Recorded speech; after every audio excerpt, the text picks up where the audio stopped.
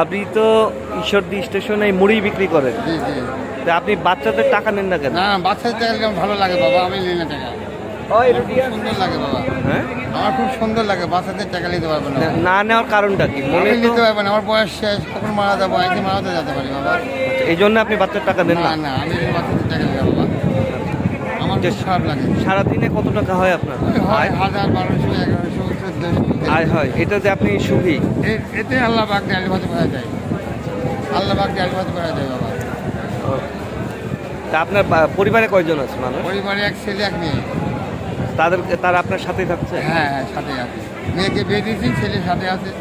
আচ্ছা, ঠিক আছে। উনি মুড়ি বিক্রি করেন এভাবেই ট্রেনে। উনি যেটা জানালেন যে কোনো বাচ্চাদের জন্য তিনি মুড়ির কোনো টাকা নেন না, এবং এটা কত বছর ধরে এই ধরেন 15 বছর হলো, শত শত মেয়েরা আমার ছেলে, দেয়? শত শত মেয়েরা মুড়ি মুড়ি করে বাচ্চারা ফলো করে, 1 মুঠ 1.5 মুঠ দিই। কেউ খায়, কেউ খায় ফেলা দেয়, কেউ নিয়ে ফেলা দেয়, আমাকে দিতে হয়, আমি দিই। আমার খুব আনন্দ লাগে বাপ, আচ্ছা, বিশাল আনন্দ লাগে বাপ।